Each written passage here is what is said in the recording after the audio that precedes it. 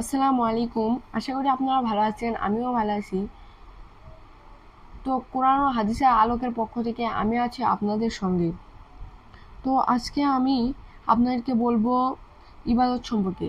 তো আপনাদের মাঝে আমি ইবাদত সম্পর্কিত একটি পার্ট আপলোড করেছি, সেটা হয়তো আপনারা দেখেছেন। আর যারা যারা এখনও দেখেননি তারা ওই পার্টটি দেখে আসুন। এবং আমরা যে এই ভিডিওটা বানাচ্ছি এটা হচ্ছে আমাদের সেকেন্ড পার্ট। তো এই সেকেন্ড পার্ট দেখার আগে প্রথমে এই ভিডিওর ডিসক্রিপশন বক্সে ওই ভিডিওর লিঙ্কটি দেওয়া থাকবে, আপনারা প্লিজ দয়া করে দেখে আসবেন। তো আর বেশি কথা বাড়াই না, তো আমরা আসি এই ভিডিওর দ্বিতীয় পার্টটি, অর্থাৎ শেষ পর্বটি।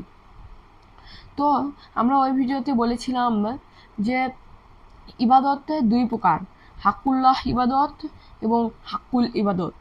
তো হাক্কুল্লাহ ইবাদত সম্পর্কে কিছু বর্ণনা করতে চেয়েছিলাম এবং হাক্কুল ইবাদত সম্পর্কে কিছু বর্ণনা করেছিলাম।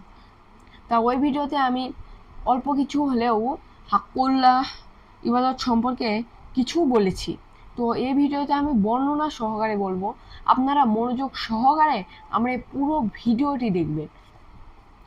তো আমরা প্রথমে নাম্বার ওয়ান স্টেপে যদি হাক্কুল্লাহ ইবাদত সম্পর্কে কিছু বলতে চাই, তাহলে আমরা বলতে পারি আল্লাহর সাথে সম্পর্কিত অধিকার বা কর্তব্যকে হাক্কুল্লাহ ইবাদত বলা হয়। আমরা আমাদের দৈনন্দিন জীবনে মহান আল্লাহ সন্তুষ্ট অর্জন করার জন্য অনেক ধরনের ইবাদত কাজ করি।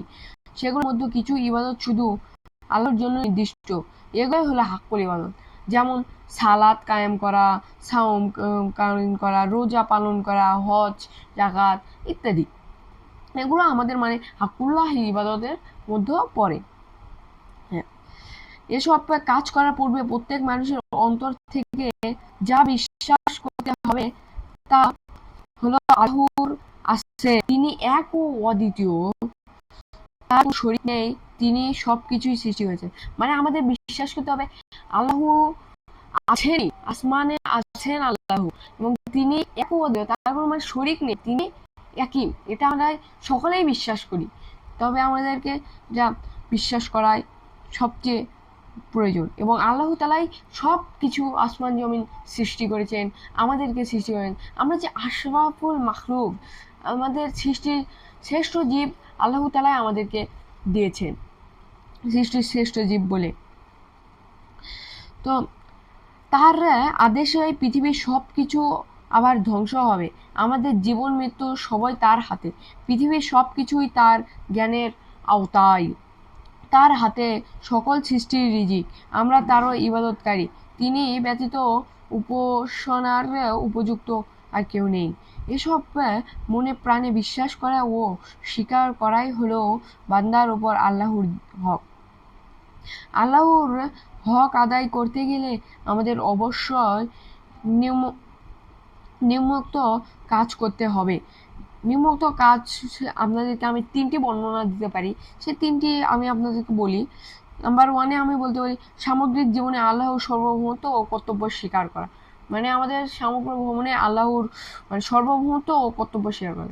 আমাদের নাম্বার দুই আমি বলতে পারি আল্লাহর দেওয়া সকল আদেশ নির্দেশ মেনে চলা, আল্লাহর দেওয়া নামাজ, জাকাত, হজ পালন, এগুলো আমাদের আদেশ নির্দেশ মেনে চলতে হবে। আর নাম্বার তিনে বলতে পারি সর্বব্যবস্থায় নিজেকে আল্লাহর নিকট সমর্পণ এবং তার অনুগ্রহ কামনা করা।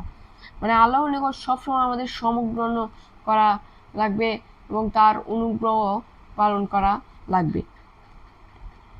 তো আমরা প্রথম স্টেপটি শেষ করলাম। আমরা যদি এখন দ্বিতীয় স্টেপটি শুরু করতে চাই, তাহলে আমরা বলতে পারি দ্বিতীয় স্টেপটি হচ্ছে হাক্কুল্লাহ ইবাদত। হাক্কুল ইবাদত হচ্ছে, মানুষ কিন্তু সামাজিক জীব, এরা আমরা সকলেই জানি।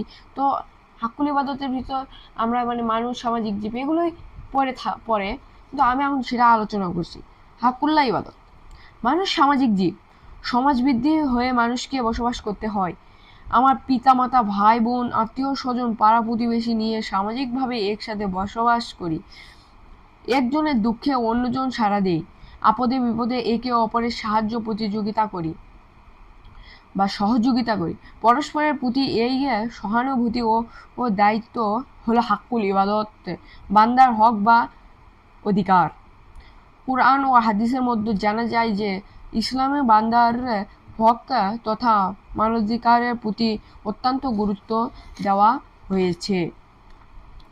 মানবাধিকার সম্পর্কে অসংখ্য আয়াত ও হাদিস রয়েছে। রাসূল সাল্লাল্লাহু আলাইহি ওয়াসাল্লাম বলছেন, নিশ্চয়ই তোমার উপর তোমার প্রতিপালকের, তোমার শরীয়তের, তোমার স্ত্রী ও সন্তানের হক রয়েছে।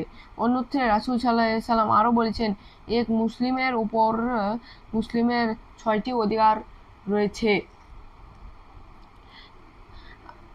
6টি অধিকার রয়েছে, যেমন সালামের জবাব দেওয়া, রোগীকে দেখতে যাওয়া, জানাজার অংশ করা, দাওয়াত কবুল করা, মুজমিলকে সাহায্য করা ও হাঁচি জবাব দেওয়া। বুখারী ও মুসলিম হাদিসে এটি রয়েছে। আর শেষে আরেকটি কথা বলে আমি শেষ করতে চাই, সেটা হচ্ছে যে আমাদের কিন্তু এই হাক্কুল ইবাদত হচ্ছে মানে আপনার আত্মীয় স্বজন, আপনার পাড়া প্রতিবেশী সকলকে মানে আপনার দেখাশোনা করা, তারপরে তাদের কি সমস্যায় পড়েছে, যদি তারা আর্থিক সমস্যায় পড়ে তাহলে তাদের আর্থিক বা অর্থ দিয়ে সাহায্য করা। তারপরে বলা যায়, আমরা বলতে পারি যে তারা যদি মানে খাদ্য সংকটে পড়ে বা তাদের বাসায় রান্নাবান্না হয়নি, তখন আমরা সে আপনার বাসায় যদি রান্না হয় সেটা আমরা নিয়ে যেয়ে দিব। এগুলোই হচ্ছে আমাদের এই হাক্কুল ইবাদত হিসেবে পড়ে। তা আর বেশি কথা বাড়াই না, ভিডিওটি অনেক লম্বা হয়ে যাচ্ছে, তাই আমি আপনাদেরকে বলি, আপনারা আর কে কি সম্পর্কিত বক্তব্য চান বা মানে ফজিলত চান, আমার কমেন্ট বক্সটি ফাঁকা আছে, আমার কমেন্ট বক্সে কমেন্ট করে যাবেন এবং বলবেন কে কি ধরনের মানে হাদিস চান, কে কি প্রসঙ্গে হাদিস চান, আমার কমেন্ট বক্সে বলবেন, আমি সে প্রসঙ্গে নিয়ে আপনাদের মাঝে পরবর্তী হাদিসটি উপস্থাপন করব। তো যারা যারা এখনও আমার চ্যানেলটিকে সাবস্ক্রাইব করেননি তারা সাবস্ক্রাইব করে আমার পাশে থাকুন। আল্লাহ হাফেজ। আসসালামু আলাইকুম ওয়া রাহমাতুল্লাহি ওয়া বারাকাতুহু।